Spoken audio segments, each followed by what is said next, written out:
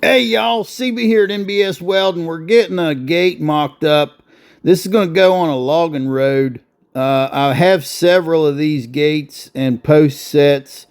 They were built for another purpose, and I've been using them on different purposes because I made a whole lot more of them than I needed when I built them. So I had some extra, and they'll get used up over the years. Lots of people need gates. I'm using a burning guide to cut some holes in this pipe. And when you use a washer burning guide like this, you will get a hole that's about a quarter of an inch smaller than the hole in your washer. And the situation reason why I'm doing what I'm doing here, putting these bolts into this post, it has to do with my buddy that's going to install this gate. He was a little bit concerned putting the gate in by himself with the excavator, that he would have a hard time getting the post in the right place, getting the measurement right. And I said, well, you know what? I can probably make it real easy on you. I'll set this up where we're going to bolt the post to the gate, and we'll just do that temporarily, and you can install it that way. And then when I come there after you've got them, you got your posts cemented in and the gate in place. When I come there to do the final field welding and adjustment on the gate, I'll take the bolts out, and then, the thing will be in the right place. I generally like, no matter what, I don't like to send out a gate and not go out and do a final adjustment on the gate. My gate hinges have some adjustment in them. And the other thing is, I use 1-inch bolts as a pivot axle on these. And when I do that, if you took the nut off the bolt, you could take the gate off. So that wouldn't make it very secure. So what I end up doing is, when I finally get the gate adjusted just the way I want, I'll take and get the nut tension just right on that 1-inch bolt, and then I'll tack it. And when I put a tack on the nut, with the nut tacked to the bolt, obviously it's not going to be as easy for somebody to come along and just get into the logging road by popping the bolt, pulling the bolts up out, and opening the gate that way.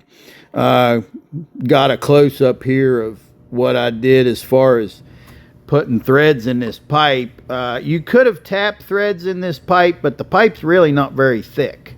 We're only talking about like between a 3/16 and a 1/4-inch wall pipe.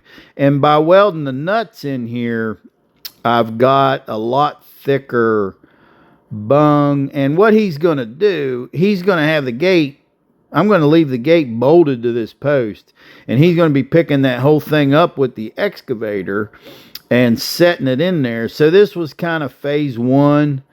And on phase one, we're giving that a little thumbs up. Now we're moving on.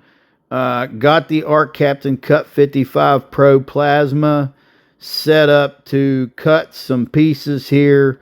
And in my normal fashion with straight edge cutting, I'm using a 1/4x2 flat bar, and I'm making contact with that tip. I take the wire guard off the plasma torch, and I take the ceramic guard off the plasma torch, and I just don't use them.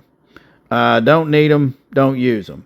And I make contact with my material with my plasma tip, and I lean that torch back a little bit so that flame's blowing away from me as I pull towards me, and that keeps the dross from blowing back into the tip. And then the next thing is, we're going in with the Arc Captain MiG 205 Pro, and you can see as this develops how these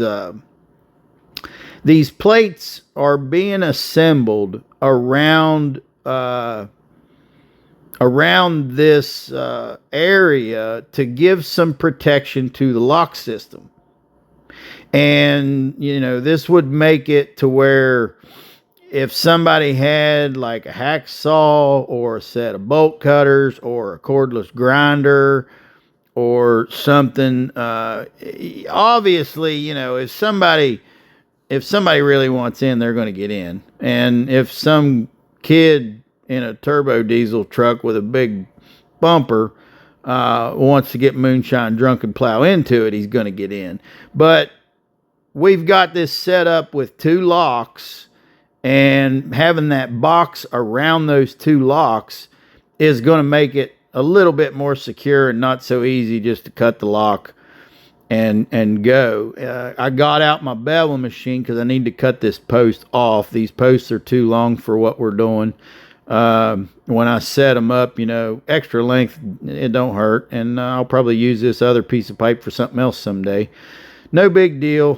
Set up the bevel machine and cut that off. And then we're going to get a final look at what this gate looks like. Right there, you got an 1.5 by 1.5, 3/16 wall square tube. And inside of that 1.5 by 1.5, 3/16 wall square tube, a 1-inch tube fits pretty good. And then you can put your locks on the ends of that little latch piece I made. So there she is, mocked up and ready to install. I want to thank y'all for watching. And remember, learn how to work with what you got. And that way, you always have everything you need.